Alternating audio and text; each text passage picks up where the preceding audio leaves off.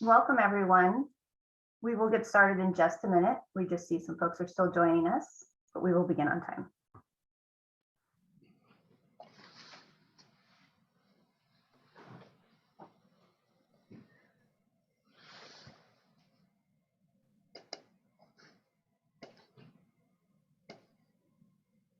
All right, let's get started. Welcome, everyone, to the webinar, An Introduction to ESG, Environmental, Social Governance, and its Impact on Risk Management.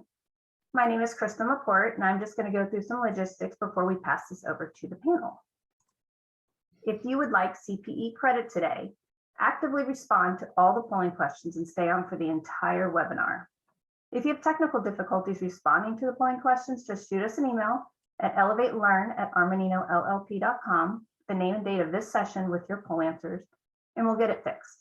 I will also put this information in the chat for easy access. If you have questions or comments, please submit them via chat.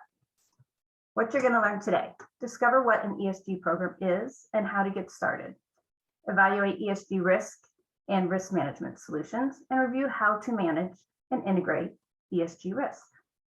With that, I'm going to pass it over to our moderator today, Mary Tressel, to begin introductions.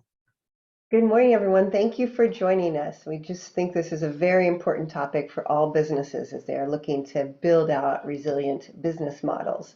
And instead of reading off our bullet points, each of our presenters today, we're going to give you a personal reason why we are passionate about environmental, social, and governance and its impact on business and nonprofits. So for me, it started with the Armanino Foundation and just the amazing positive impact that had at our firm, being able to reach out to community organizations and nonprofits that matter most to our employees. And that led us to a journey to become certified B Corp. And again, I just met a new employee and he said the reason he joined Armanino is because we are a certified B Corporation. So it really comes back to the big people impact that it has here at Armanino. So I'll turn it over to you, Bianca. Hello, everyone. Nice to meet you. Good morning, good afternoon, depending on which time zone you're currently in. Bianca Sarak, and my reason for really being passionate about ESG has, I've always been passionate about it, but I think the pandemic really was a big driving force for me. Once everything shut down last March and we all were sitting at home, it was so interesting to see how quickly some organizations, moved on and they were able to keep going, and others faltered within a very short period of time. And it was interesting. I've been in risk management for all of my career, really working with companies on internal controls and building those risk management programs, and seeing how quickly some of our clients or other organizations really struggled within the environment was a really driving force for me to say, okay, we need to do something better. We need to come up with something different to help our clients, help our own organization to really be more sustainable, because the world is changing so much faster than we've ever seen. I think, the change right now is tenfold from what it was 10 years ago, and it will only increase from here. So for me, just helping our clients and helping our own organization, and even in my personal life, being more sustainable and really thinking about how we can help each other going forward is a big driving force for me. And I'll hand over to Chris. Yeah, thanks, Bianca. Good morning, good afternoon, all. My name is Chris Russell, a senior manager with the ESG team here at Armanino. So for me, the connection to sustainability and ESG, it's a personal one. My grandparents had dairy farms when I was a kid growing up, and just always felt this deep connection to being outdoors, to the land. And when I pursued my my degree in environmental sciences, and as I was educating and learning how complex the world really is, it was just really exciting to learn how connected we all are to the natural environment, and really how valuable it is and what it means, and how any one thing being altered really can make a difference on something else. And so yeah, this is exciting work, understanding that all businesses, all industries, all sectors on this planet are connected to the natural world and natural capital, and really trying to look for ways to ensure that future generations get to enjoy all the same things that we get to enjoy. And again, for me, the more time I spend outside, that's really where my passion lies. That's what I like to do with my family and friends, and that's why it's so important for all businesses and all of us. So I'll turn it over to Tamika. Yes, hi. I'm here in a couple of capacities. I work with Bianca in advisory services, but equally important, I help to lead the firm's diversity, equity, and inclusion efforts. And in a similar role, I am an expert in residence for St. Louis University D&I efforts. So I've had both the privilege and a challenge of always being a minority, from elementary through college, and then growing into my professional career. So this is personal for me because I've had to learn in each of those environments how to thrive and just to understand the dynamics necessary to progress. And so I've just used those experiences to help our leaders, help my colleagues at SLU, and just help us understand blind spots. And so I think that's very important, just always creating more open paths for those who are coming behind me and helping to create environments that are ripe for inclusion. That's wonderful. Thank you, Tamika. And we're going to cover kind of all of these personal passions and how they relate to your business, your organizations through this webinar. So we're going to cover the rise of ESG, what an ESG program really consists of, particularly around ESG and risk management, and how you can manage and integrate ESG risk for your organization. And at the end of the webinar, we'll have time for questions and answers. We got some in advance of the webinar too, so we know there's a lot of curiosity around this, and we'll try our best to answer all the questions. If we don't get to them during this 60-minute session, we will respond to you via email. So please go ahead throughout the webinar, throw in your questions, and we'll answer those at the end. So moving forward, Bianca, I'm going to hand it over to you and Chris to talk about the rise of ESG. Sure.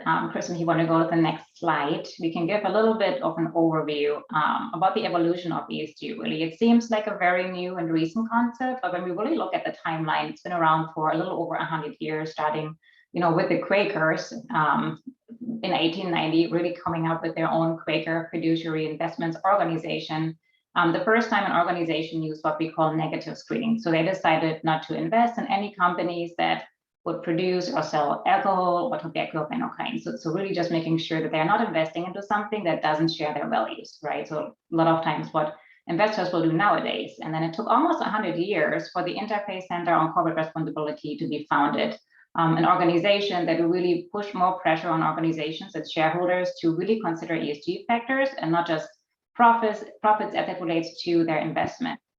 That's a really long timeline, but then the timeline gets really closer if you look at the slide where we have disasters and scandals along the way, and there's just a few on here, from Chernobyl to the Exxon Valdez spill, all the way to the Nike sweatshop scandal. Of course, we have a lot more disasters and scandals as the timeline progresses, and along with that, we have more regulations and frameworks coming out to help organizations, help governments, help regulators to put some framework around it, to really say, okay, we have to manage all of those different risk factors in a certain way so that we're not seeing more and more scandals and we can maybe counteract some of this. The first ESG index fund came out in 1990, as you can see in here. This is now $1 trillion industry. In 2021, I think just green bonds, which have been a newer thing this year, came in at around $600 billion. So a huge increase from where we used to be to where we are now. Chris, anything you want to add to this? I was just going to mention, for those of you who see lots of definitions of sustainability and environmental social governance and corporate social responsibility, what does it mean? How do you define it?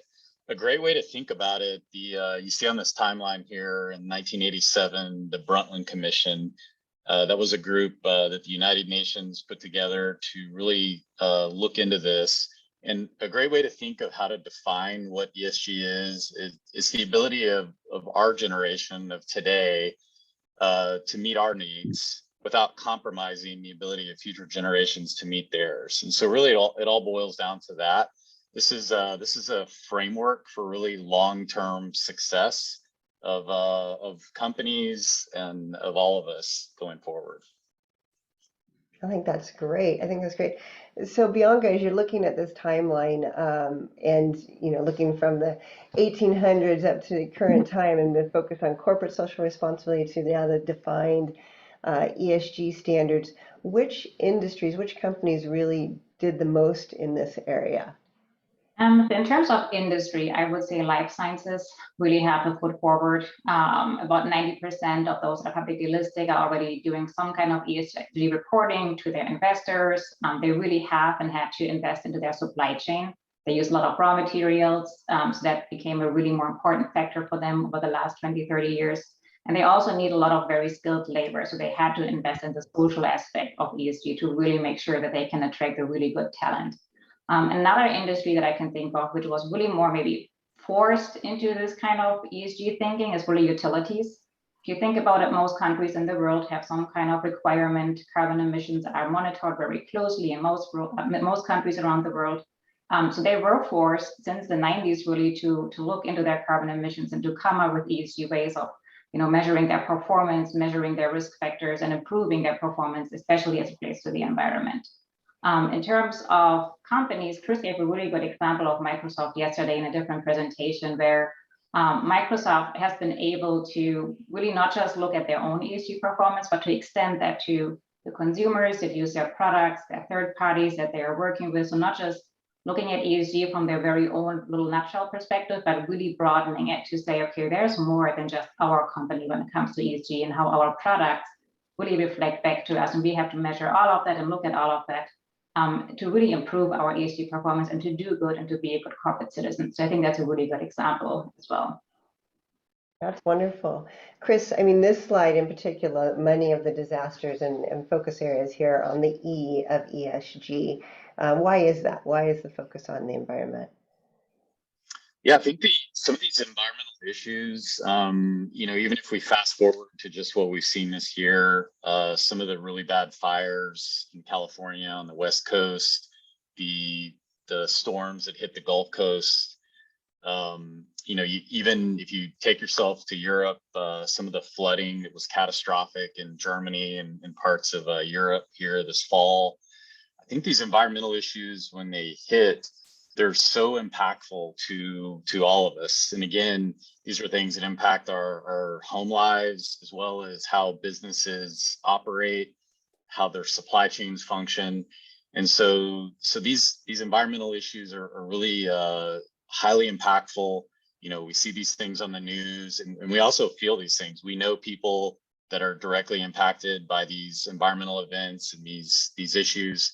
And so again, this stuff, I think it really helps motivate us. And climate is really one that's been kind of top of mind, top of news here over the last 6 weeks or so with the big United Nations climate conference in Glasgow. And you're really seeing, the new generations are really focused on these issues, and they're wanting to see action today. They will not be buying the goods and services from companies that aren't taking action today. They're not going to work for you. And so some of these things are really, again, I think really compelling to act today. And this is no longer a side issue. This is front and center for a business going forward. Thank you. All right, Kristen, let's move to the next slide.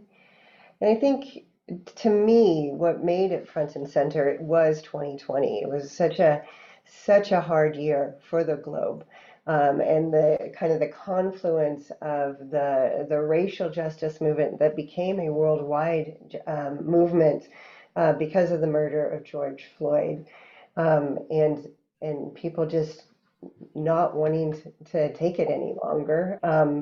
And then the climate disasters, if we just spoken about, this map of the U.S. really kind of is showing that pretty much every state has been impacted. And I heard this week that Hawaii was having floods and snowstorms, and they do get some snow, but there was exceptional this week for Hawaii.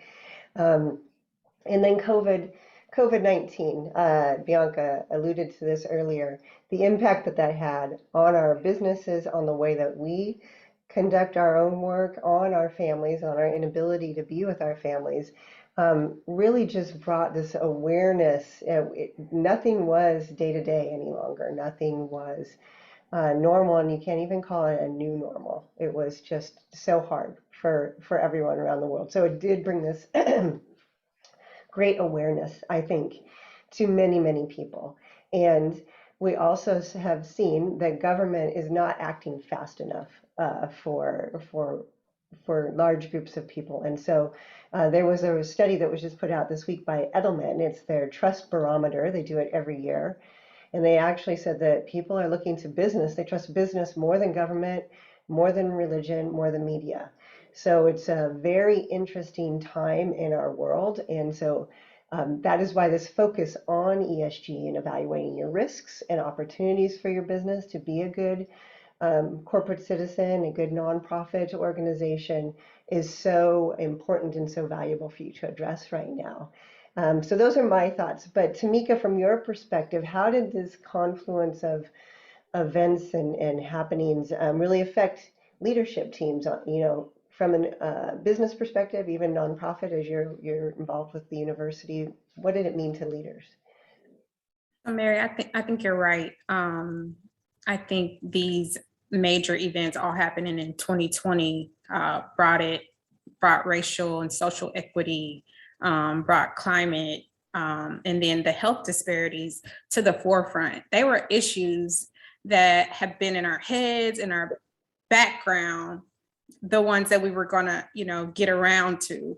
But now we've been forced to deal with them. And so like COVID. So we know COVID happened to everyone, but in studying and supporting different teams, we realize that COVID happens differently for everyone. So if you are a woman, if you're a working woman, and then it increase the health disparities that already existed for people of color. So as a result, our leadership teams have had to think about what success looks like differently. It's not just about the ROI. It's also now measuring, what's our community involvement? How are we going to leave things better than we found them? How are we supporting and increasing our diversity? Are we given the right amount of attention and support? Mental health is all of a sudden something we talk about in the workplace, right? So these things are just creating new spaces for us to consider in business. And like in higher ed at SLUF, for example, we're now seeing requirements to report around these ESG factors when it's time for accreditation. So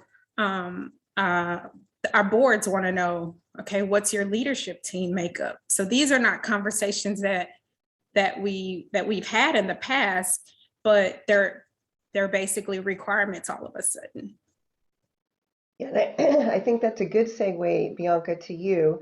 So did this trifecta in this 2020 create more ESG risk for businesses, or did it just, again, increase the awareness of those risks and the impact that it could have on their future?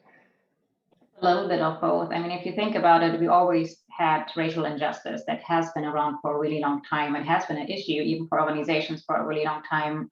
Climate disasters is the one area where we clearly see an increase and more countable and measurable impacts on organizations. And if you think about the pandemic, it's interesting because the World Economic Forum had infectious diseases as one of their high-risk items the first time in early 2000. Because of how we live and work and travel nowadays, it already was a risk factor. It's just all of these three things seem to happen at the same time, fueled by really a 24/7 news cycle, fueled by social media. So like George Floyd, that didn't just happen and nobody noticed it. It went viral within a day. Everybody around the country knew it. It spread to international news, and it really put a much bigger focus on, we have to do something about it, and we can't just put our blinders on anymore because it doesn't just happen isolated. All of a sudden, everybody realized this happens, it's real, and we have to do something about it. The same with climate disasters. 20 years ago, maybe the floods in Germany wouldn't have made the news all the way to the US. Now we know about it really quickly within the same day. So it's just everything happens faster and quicker because we're so connected, and it puts more pressure really on organizations to say, okay, we can't ignore those risks. We have to think about it, we have to measure it, and we have to understand how it impacts our stakeholders, our employees, how it impacts our customers, and really put a better framework in place. Right, right. Chris, on the side of opportunity, did 2020 reveal any opportunities for business versus the risk side of things?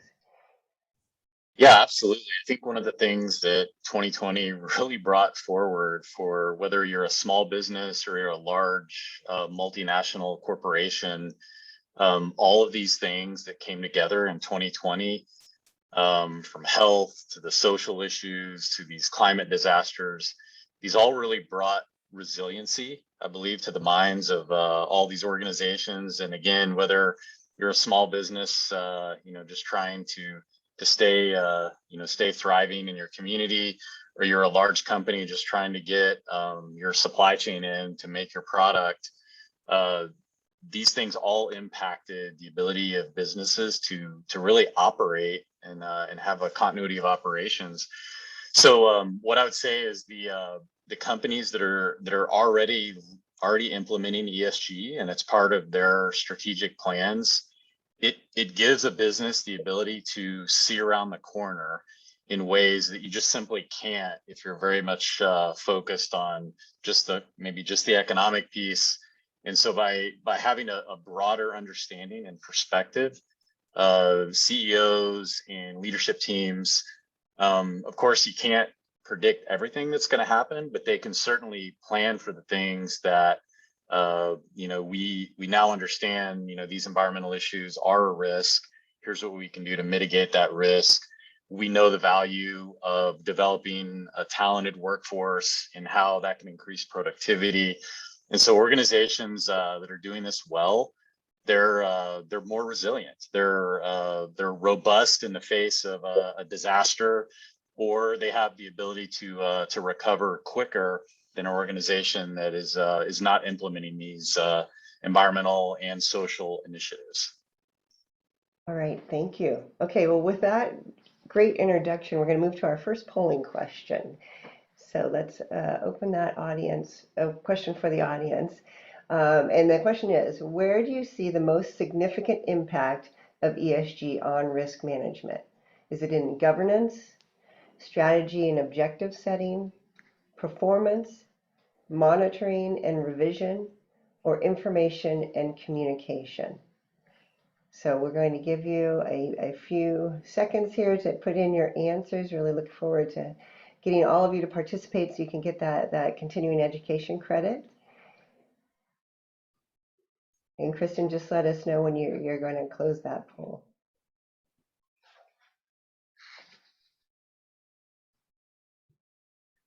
Looks like it's slowing down. So Okay. let's say 3, 2, 1 and show the results. Okay, and let's see the results. Okay, it's quite broad against the spectrum here. Strategy and objective setting seems to be the leader. Bianca, from your perspective, and Tamika, does this make sense from a risk assessment area perspective?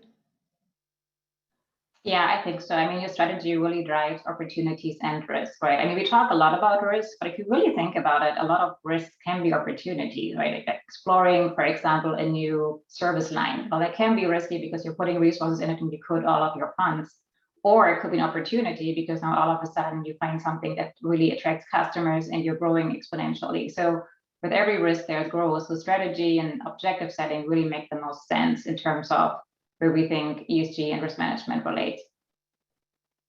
And I agree, Mary. I was going to say, I think with anything new, people want tools and they need help implementing, the next thing. So. Great. All right. So now we're going to move into the ESG program. So Bianca, on the next slide, you're going to share with us what are the drivers for addressing ESG. Yeah, I think some of the big drivers that we have seen that really, why organizations are more interested in improving their ESG performance or coming up with an ESG program. The first one, really risk management. We've talked a lot about risk already. Understanding your environmental risk, understanding your social risk, also understanding governance risk or lack of governance in your organization, how it all relates is really important and has become a big driver.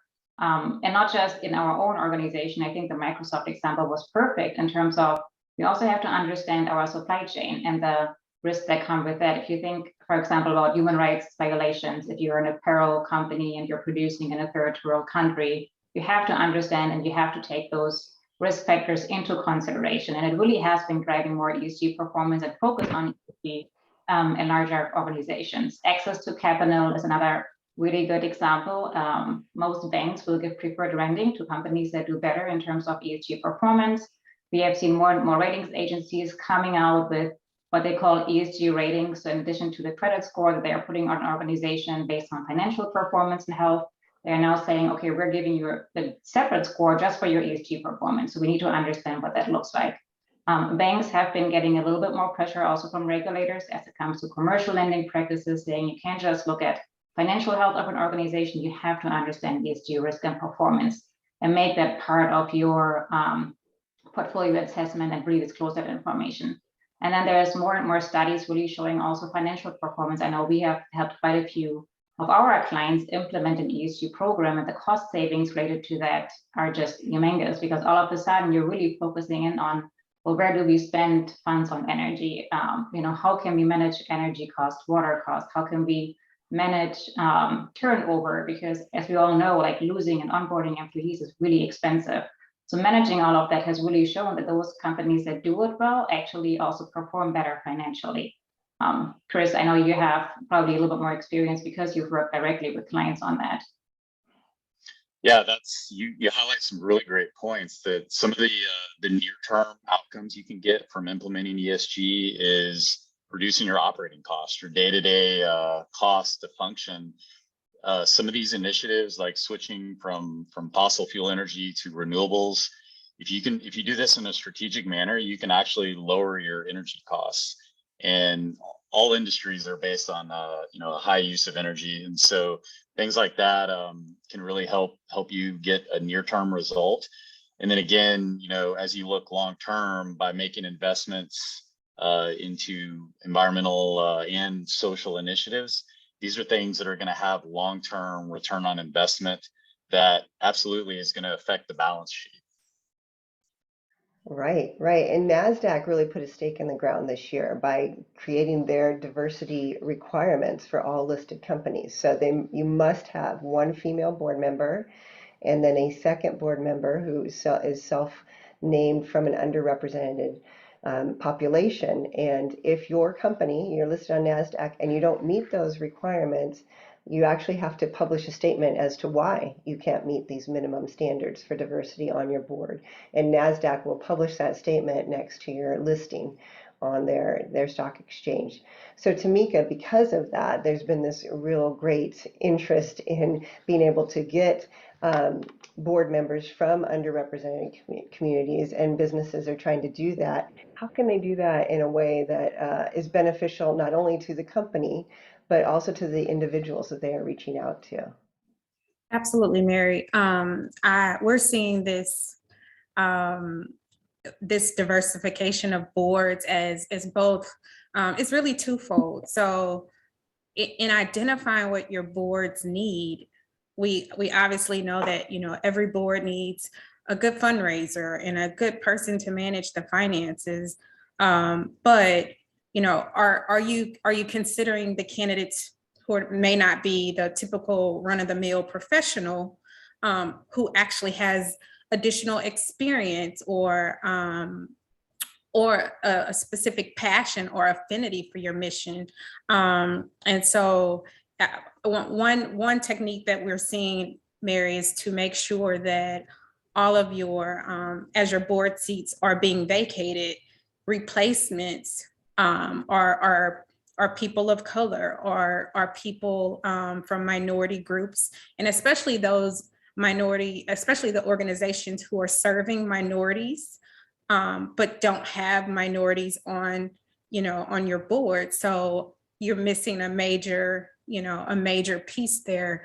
And so with the drive to diversify the boards, it's also important to make sure you are recruiting minorities in the right way, right? So you don't want to just reach out and say, "Hey, Tamika, we need an African-American woman on our board. Are you interested in joining?" Right?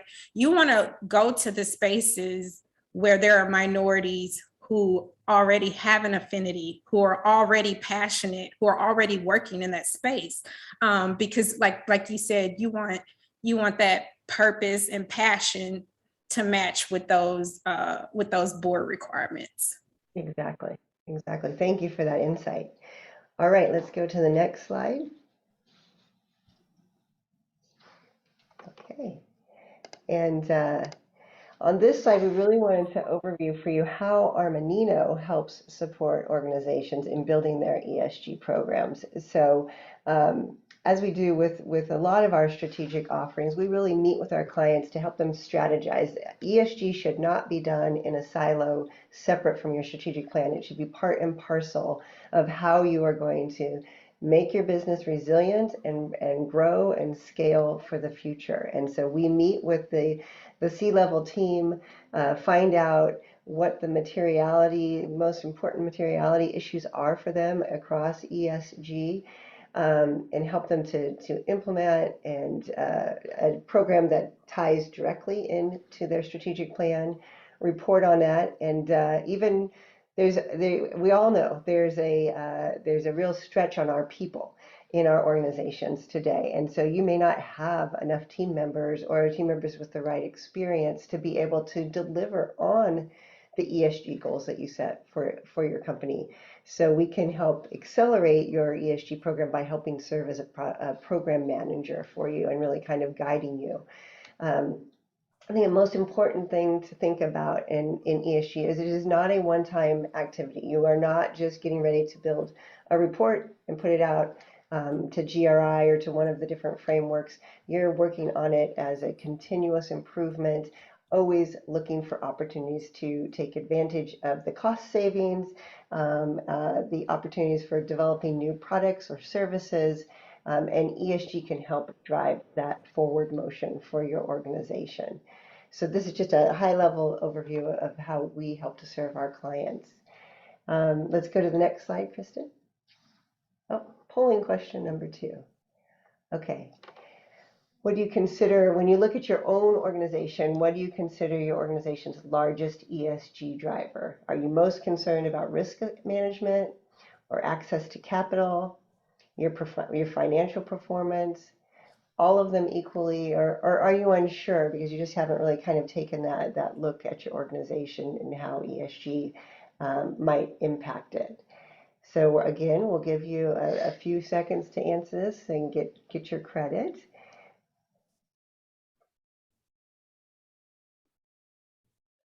And we're going to go ahead and look at closing that. What do you think, Kristen? Are the answers slowing down? People are still answering. Oh, good. All right. We'll give you time. 10 more seconds. Sure. All right. 3, 2, 1, closing. Okay. And the answers are pretty spread. Risk management is high, all equally. The access to capital and financial performance come a little bit lower. And I think for those of you who are unsure, that's a very honest answer, right? I think that this is it's kind of a new, as we said, that the issues aren't new, but the approach to business and including ESG in your strategy is fairly new for many organizations. So thank you for sharing those responses, and we will continue to move forward here. Okay, so Bianca, we're going to move into ESG and risk management, and Tamika, you're going to cover these slides. So I'll start. So these are global risk, and there's a lot here. From my perspective, it's important to kind of identify which risks are most important for your organization. So So COVID, for example, like COVID kept us apart, but it's affected large businesses differently than small businesses. And so when we talk about managing the risk around that, we just need, so we're already kind of dealing with the need for masks and limiting the amount of people, customers and employees in the building. And it's forced us to just consider doing things differently. We have to think about safety and even family statuses of employees. So in managing the risk, we want to think about kind of what's next. So I know we're kind of walking through that struggle ourselves with vaccine mandates coming up. We need to prepare for what that looks like. How will that affect our labor risk? And already with the shortages, in staffing, how will this disrupt us? And also think about what's the next disruption. So I think we've learned to become more nimble when you talked about opportunities. And so as we assess these risks, we look for opportunities like becoming more flexible in where you work and being more flexible even with scheduling. But for some entities, that's not possible. So these things remain risk, and organizations are just having to become more creative in maintaining their labor force. Thank you. And Bianca? Yeah, the only thing I want to add, so this global risk landscape was really given out by the World Economic Forum based on, they do a survey every year, and the top risks and by impact and likelihood change a little bit every year. So it's a really good overview for anybody who wants to start into risk management. It just gives you very high level risks that just generally world leaders think are out there. One thing that I thought was really interesting is that infectious diseases is #1 top risk by impact.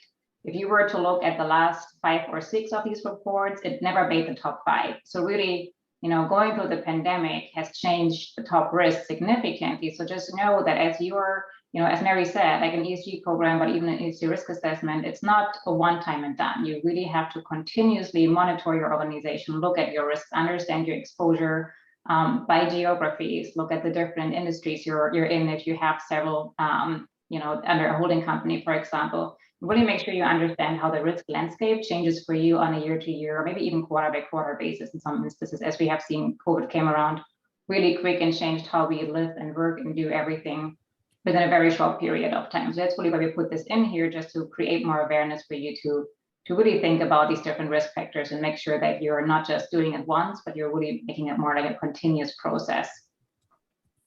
I think that's great. And Chris, anything to add here? I do see that on the top risk slides, environmental issues hit the top.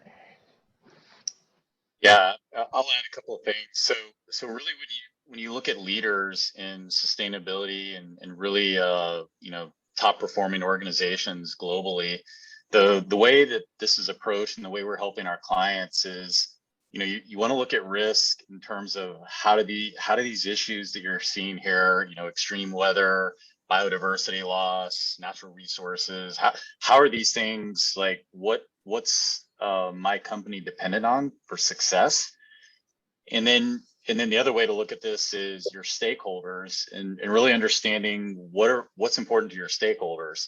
And stakeholders is broad. It's not just a shareholder if you're a public company.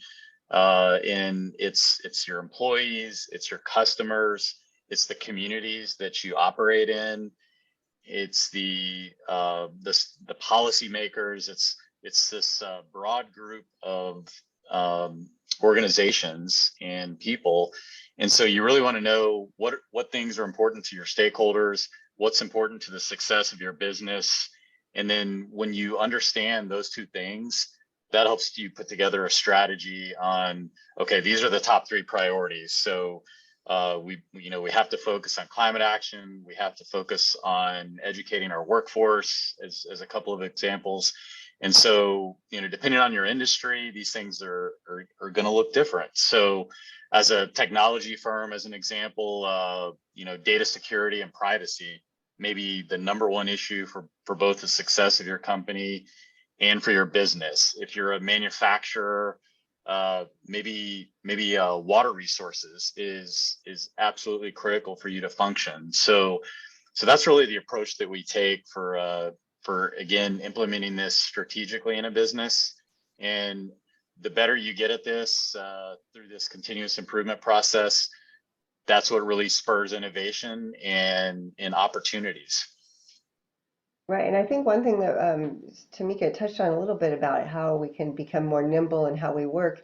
There is also the cost savings, the great benefit of addressing your employees' needs and keeping that retention rate high, because as we've heard all year long in the headlines, this is the era of the Great Resignation.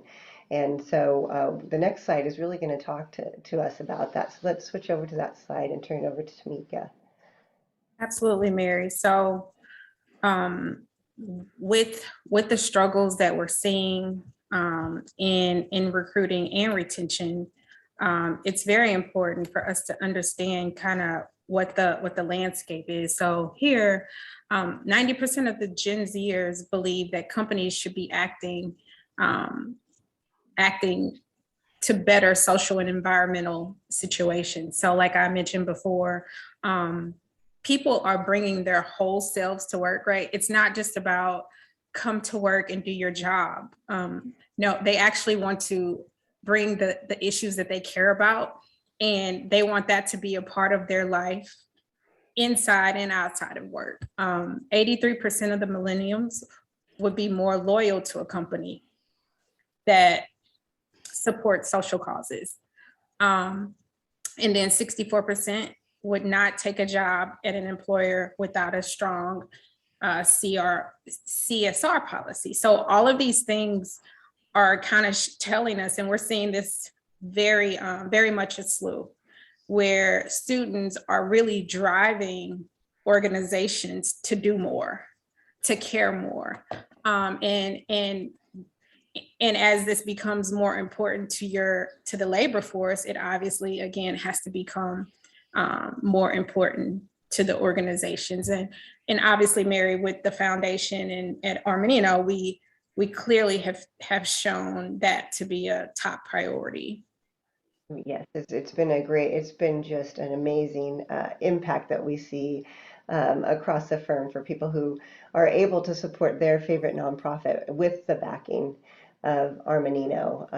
The messages of hope and gratitude are incredible.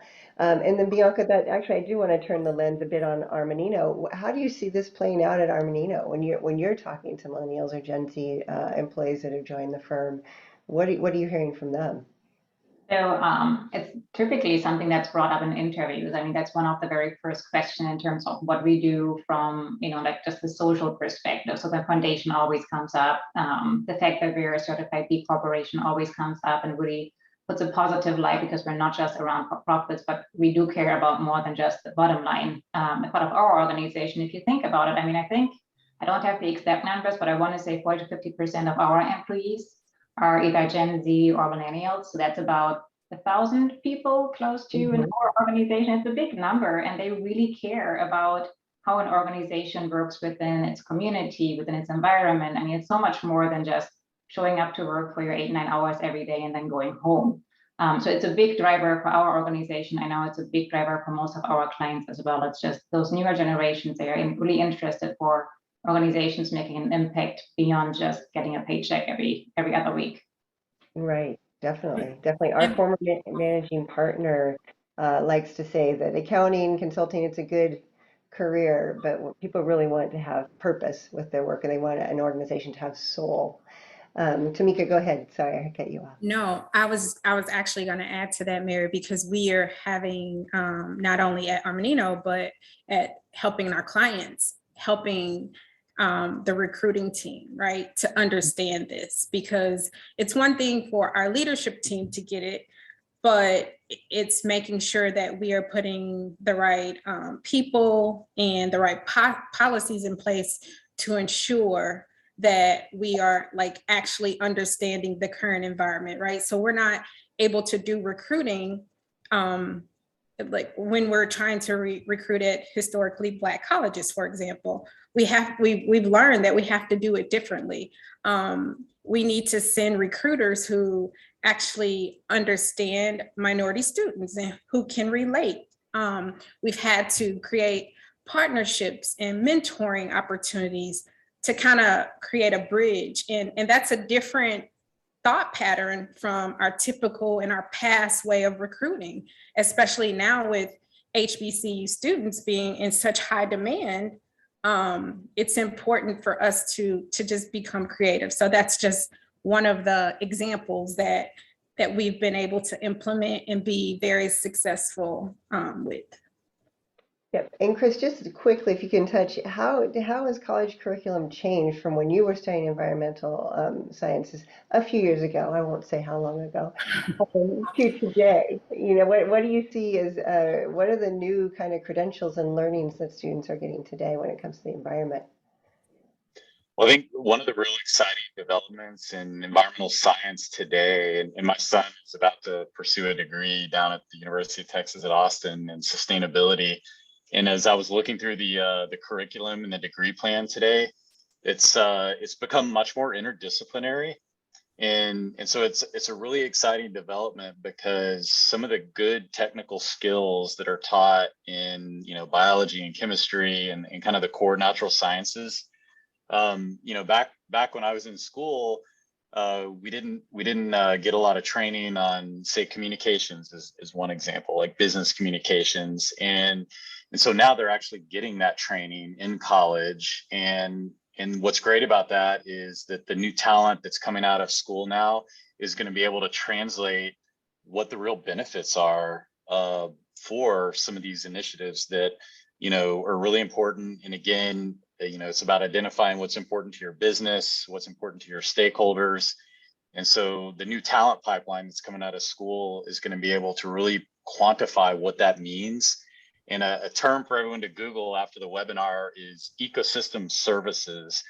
And it's very simply, how do you value what some of the benefits you get from the natural environment? And so this is something that is going to help a business function and really look at long-term success.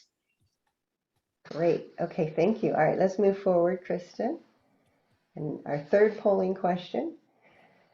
So what focus area is the most important for your organization as it relates to ESG?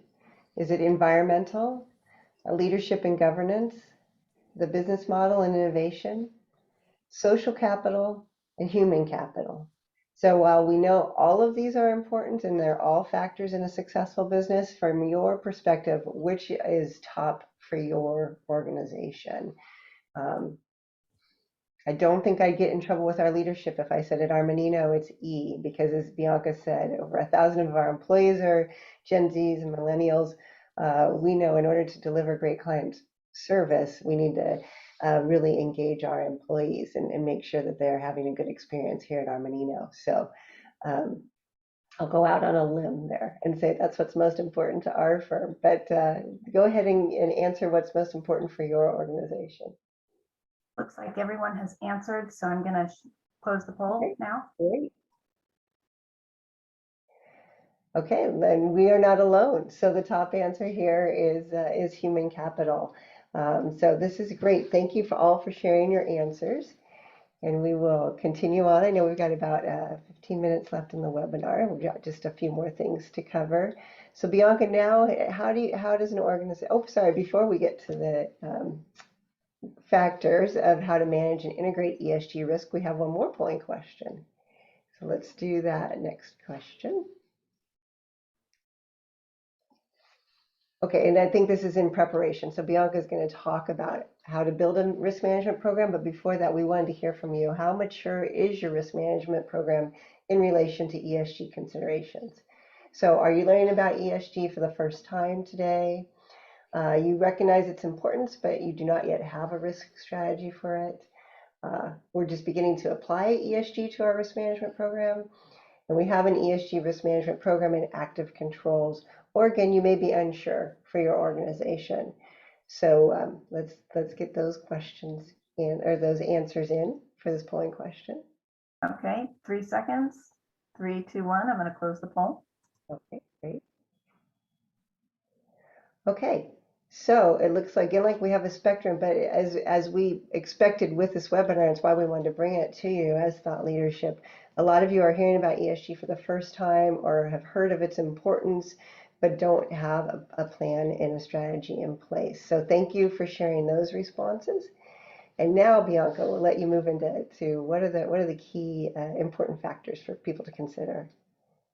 All right, so we've talked a lot about risk management and how everything needs to be combined in a way, and COSO, which is kind of a joint organization that has been put into place between the IACPA, the Institute of Internal Auditors, and some other accounting related organizations in early 2000, really has come out with an enterprise risk management framework.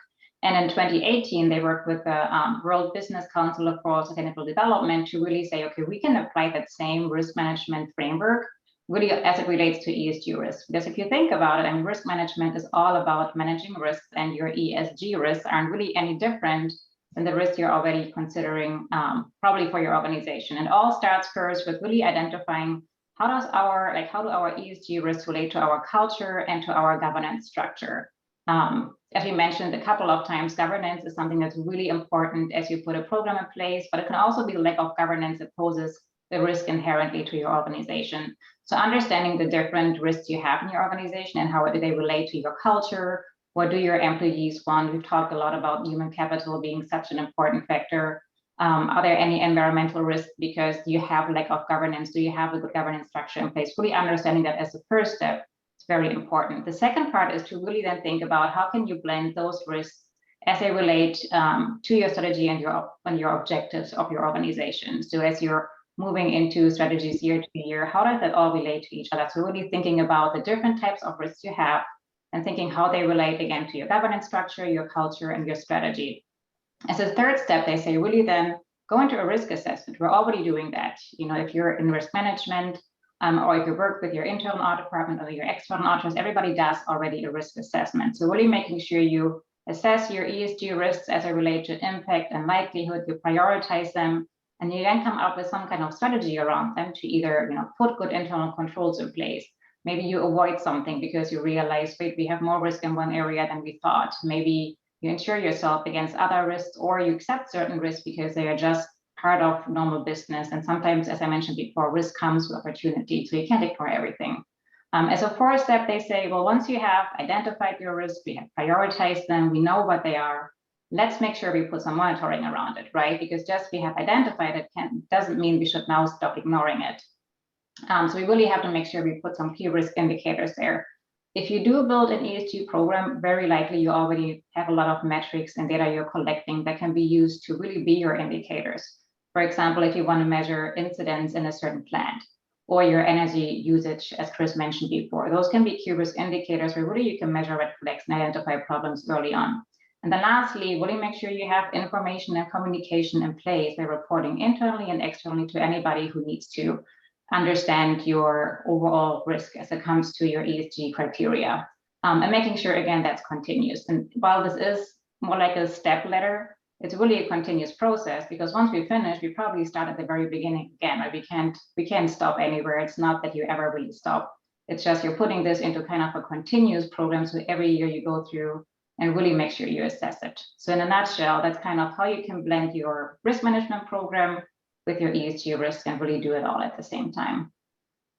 All right, thank you. And then Chris, so then how does this inform an ESG strategy? So Bianca did a great job of explaining that the governance is really foundational to this whole process. And so as you're integrating this into the growth plan of a company, as an example, the environmental and the social initiatives that are established, you need to have a formal process in place to report these up to a board of directors, to an executive committee. And as you report progress on a quarterly, on an annual basis, that's going to give you the, both the support to do more and better, as well as to course correct if the initiatives that are in place really aren't effective and they're not really getting you the outcomes you're looking for. And so that governance piece is absolutely foundational to this. And one of the things too to consider is, as you're starting this journey, it's absolutely essential that a chief executive, that the head of the organization really empowers this process within the company, within the organization. And so you have that top-down support. And then, again, this is a way for those C-suite leaders to take a look at risk in broadly. And again, as we discussed at the beginning, that's going to help them see around the corner to these issues that come up that maybe aren't foreseen. It's going to make that company more resilient to these issues as they're approaching. And then it's going to help really gain an understanding of what's important to your stakeholders. And those stakeholders are going to be the ones buying your products, coming to work for your company, supporting your growth plans in your community. And so again, all of this comes together as a way for really long-term success for a company. So this is about a company that's going to be around not for 5 years, but this is long-term thinking over the next multi-generations. Thank you, Chris. And then Tamika, from either even nonprofit or for-profit perspective, how can people actually capitalize on completing this risk assessment? How can they, again, find those opportunities from it? Absolutely, Mary. So one thing I was going to add, when Chris was talking, we have been getting a lot of calls recently from governance and boards wanting to actually validate that what we're saying and what we're reporting is actually accurate before we start, publishing this information. So I just wanted to note that trend. But in terms of capitalizing on the new strategies, we absolutely have seen some great studies that show improved ROIs, improve innovation, better ideas coming from teams that are diversified. We're seeing as you engage better with your employees and you give them voices to people who've previously been quiet, you will absolutely benefit from their perspectives when it comes to operational excellence and absolutely decreasing your cost of rehiring by improving your retention efforts. Perfect. All right. I think we've got one more polling question, right, Kristen? Okay, so this is a question for each of you as you're thinking about getting started here or you're continuing on your journey. Are you seeking an objective third-party risk assessment of your organization's current ESG strategy? So true or false? Are you looking for an outside perspective? And we'll give you a couple minutes, or not a couple minutes, but a few seconds to answer this. I really want to thank Bianca and Chris and Tamika for bringing this valuable insight to us. I think it's been a really great overview and educational session here. Kristen, how are we doing on the responses? I think we're doing good. Everyone has answers. Let's end the poll. Okay, great. Okay, so it looks like about 37% are looking for that assessment, and just over 60 feel like they've got it under control themselves. So that's great. We'll go ahead and close that. We have 2 minutes left, and so got a pretty specific question here, and so but I think it's talking about kind of a broader question. So we heard, how might policy change translate to the biotech industry, where the purpose tends to be the development of life-saving and improving drugs? So I think the broader question, how we could broaden this, is if an organization is focused on kind of social good, health good, even environmental good, where does that impact the ESG program? How does that get weighed, that mission of the organization? So I don't know, Chris, would you like to jump in there? Yeah, one of One of the good ways for an organization to really communicate and tell their story on ESG is there's a framework called the United Nations Global Sustainable Development Goals. And so in this example, this biotech firm, they're producing life-saving treatments that can be absolutely reported and communicated as part of their ongoing impacts in their communities from their business. And so that's something that you can track. You can set up a KPI on how many new innovative cures or solutions that are being brought forward. And then again, it's a way for you and your impact report at the end of a year to communicate that out and directly index that back to global standards for ESG reporting. Great. Thank you. So we're ending right on time here at 11 a.m. If you've got more questions, you can reach out to Bianca and Chris. And there were more questions in the chat, so we'll make sure we answer those as well. And thank you so much for your time and attention today. Have a great rest of your day.